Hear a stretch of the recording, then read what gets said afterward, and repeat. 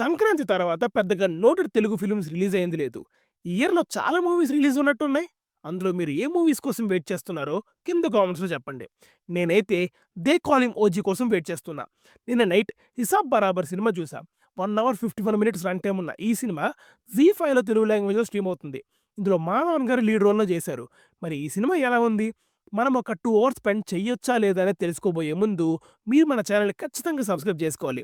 Most of the theatre movie reviews first ఇచ్చేది మనమే. And వాటితో పాటు అన్ని ఓటీటీ రివ్యూస్ ఇవ్వడానికి కూడా ట్రై చేస్తున్నాం. సో, సబ్స్క్రైబ్ చేసుకొని సపోర్ట్ చేయండి. అలానే ఈ వీడియోకి ఒక 1000 లైక్స్ అయితే అడిగేస్తున్నా కొట్టేయండి. 'హిసాబ్ బరాబర్' నేమ్ చాలా గమ్మత్తుగా ఉంది గదా! రాధే అనే ఒక టికెట్ కలెక్టర్ ఒకరోజు తన బ్యాంక్ అకౌంట్‌లో రూ. 27 కట్ అవ్వడం గమనించి బ్యాంక్‌కి వెళ్తాడు. అప్పుడు ఏమైంది? తన అకౌంట్‌లో నుండి మనీ ఎందుకు కట్ అయ్యాయి? ఈ బ్యాంక్‌లో ఉండే లూప్ హోల్స్ ఏంటి అనేది remaining part of the film. Madhavan గారిని పెట్టి తీశారంటే సినిమా మీద కొన్ని ఎక్స్‌పెక్టేషన్స్‌తో స్టార్ట్ చేశాను. First 30 minutes of the film is good. కొంచెం హ్యూమర్ అండ్ ఫన్నీగా ఉంటాయి scenes. Be it conversation between TC and passenger or conversation with bank employees. First half of the film కాస్త బోర్ కొట్టించే సీన్స్ తీసేస్తే పర్వాలేదనిపించింది. మాధవన్ గారి యాక్టర్ బాగుంది. క్యారెక్టర్‌లో ఇన్నోసెన్స్‌ని లాస్ట్ దాకా బాగానే క్యారీ చేశారు. No doubt he is one of the best actor. But problem ఏంటంటే సినిమా 30 మినిట్స్ తర్వాత కంప్లీట్ ఔట్ ఆఫ్ ట్రాక్ వెళ్ళిపోతుంది. ఆ తర్వాత వచ్చే ప్రతి సీన్ చాలా ఫోర్స్‌డ్‌గా అసలు ఎందుకొస్తున్నాయో కూడా క్లారిటీ ఉండదు. ఎలా అంటే ఈ సినిమాని సీన్స్‌గా రాసుకొని ఆ సీన్స్‌ని ఇంటర్‌లింక్ చేయడానికి స్టోరీ రాసారేమో అనిపించిద్ది.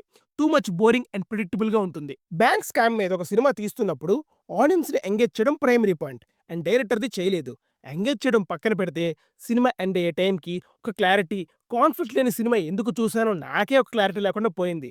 ఒక ఐడియా అనుకోని దాని 'స్కామ్ 1992' లాంటి మానిటరీ స్కామ్ టైప్ ఫిల్మ్ తీయాలి అని లాస్ట్‌కి మూవీని ఎలా కంటిన్యూ చేయాలో తెలియక ఏదేదో తీసేసాడు డైరెక్టర్. ఈ మూవీలో మాధవన్ గారికి అండ్ ఇన్స్‌పెక్టర్‌కి ఒక లవ్ ట్రాక్ ఉంటది.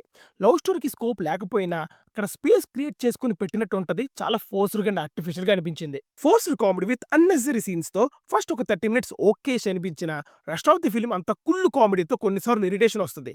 టెక్నికల్ ఆస్పెక్ట్ గురించి మాట్లాడాలి అంటే production values of the film or not so good. Set అనే క్లియర్‌గా తెలుస్తుంది.